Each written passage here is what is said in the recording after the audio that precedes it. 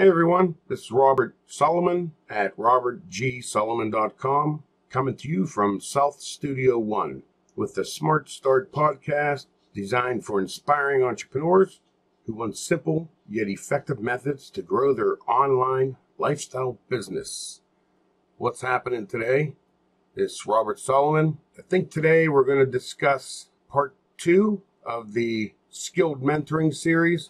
Secrets to writing profit-getting sales messages or sales letters. You know, despite the variety of advertising formats and techniques available today, the written letter remains one of the most effective means of delivering a powerful sales message. You know, it's simple, personal, easy to read, and effective. And we'll get into what I mean by easy to read in a little bit here. So be sure to go to robertgsolomon.com, or you'll see it in the link below, and you can pull up the article on robertgsolomon.com. That way you have something to look at to follow along with the audio here. Okay.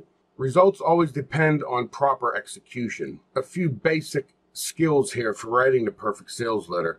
Again, today I'll highlight the topic headline, and you could follow along and read into it a little further on the post. Remember to always take notes so you can refer to them later when you create your own perfect sales letters. So in a sales letter, if you look at it from the standpoint of advertising, see, if you put a headline in your sales letter, you tend to make it less personal and more advertising, like more of an advertising piece. So if you want to keep it a little more personal, don't use a headline. Okay. The next one, use an appropriate salutation. You know, greetings. You personalize it the best you can. But I always said, if, let's say you're in the health and fitness niche, you'd want to say, dear, if they're runners, hey, dear runners, dear dieters, dear friend. That's sort of general, but, you can use the salutation to be a little more specific for the individuals that you have or are dealing with. Next one, the first sentence in your letter, you want it to be short and attention grabbing. That's sort of the point. You want something quick, easy, digestible that would solve their issue that they're looking for. You want to get the reader involved instantly. Hit their emotion button, per se. Okay? So the next one, present your offer on one page. Well, that's exactly what it says. You always want to use one page advertisement, squeeze as much information you can into that single page. But at the same time, you don't want to overcrowd it with a bunch of not necessarily unrelated stuff, but just get to the point. You want to address a certain pain point. You want to show them what you found out to assist them with their pain point and explain to them what the end results would be after they use your method or product or service, the outcome. You can always, if you need to use 2 pages, written or web, you always want to end the sentence at the end of the page. You want to break a sentence into 2 parts, so that way it creates intrigue, so they have to turn the page or scroll the mouse. Basically end the first page in the middle of a sentence. You want to keep the copy or your letter on track. You don't want to write a novel. It should be threaded and weaved and pertaining to your, what you're trying to present to the individuals. Stay on theme, okay? Make the body of the letter do all the work. Grab the reader's attention.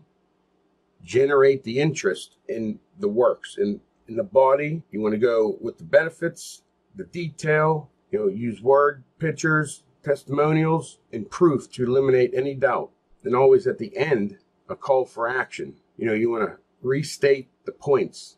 Ask for a response. That's always important. A lot of people, I think, get this wrong. They're afraid to ask for the sale. History shows you, or the numbers show you, that the people who ask for the sales, believe it or not, will get the sale, because people need pushed to a direction. If it doesn't say order now or click here to get more information, they won't. So you have to guide your individual from the top of the letter to the bottom to the sale. Okay? And of course, you want to make all your responses easy and clear. I always talked about correct and clear, crisp. How should the reader respond? Well, you want to make this, do this a couple different ways. You want to make it easy for your readers to respond. Easy ordering process. Have a toll-free number. Have a but always have an easy way for them to get in touch with you in the ordering process. And you want to guarantee your offer. You know, with anything with canned spam laws, you always want to, you want to guarantee your product 30 days at least, offer a full money back guarantee. You also have to have your privacy statement and terms and disclaimer, what's involved in that warranty or guarantee, and what they have to follow to have that guarantee fulfilled to them. And next, like with any type of promotion or email, letter, any advertising, you always got to stress the urgency. Why should the reader respond now? Limited time offer. Supplies are limited. Of course, prices are going up. You got to give a logical, sensible reason to encourage the individual to get it now.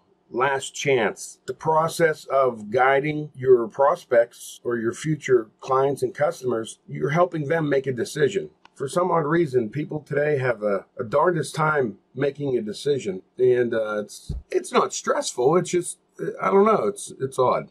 But towards the end, you want to end the letter when you're finished, of course. Just as your letter shouldn't have a long wind-up at the beginning, the end should be quick and simple too. Blunt as it began, if that makes any sense. Often this is a quick restatement of your instructions for responding, and or just a simple thank you.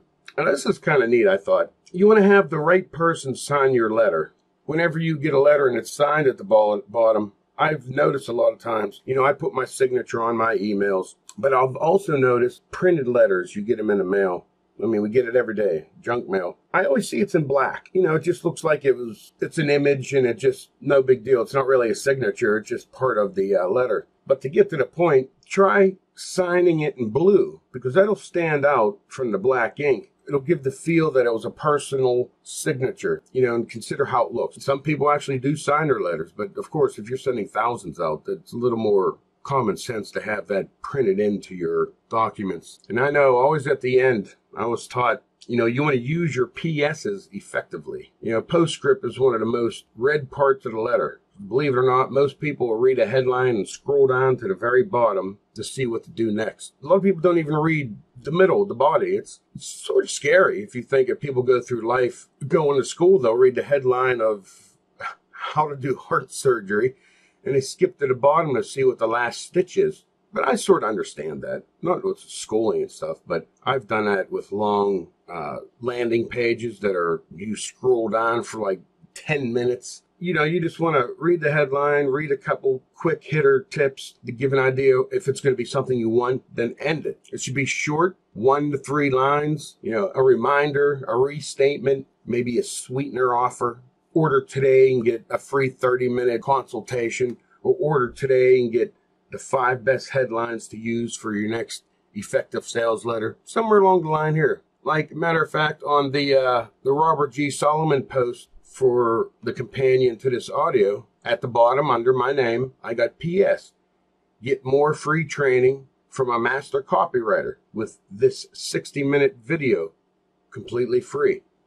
And of course, there's a link there. You can go and get that. You can go to robertgsolomon.com and you'll see my wonderful picture. And to the right, you could sign up for the mentorship program. It's free. You can learn from a 22-year veteran of internet marketing, and he'll actually teach you how it's done with a 6-step course.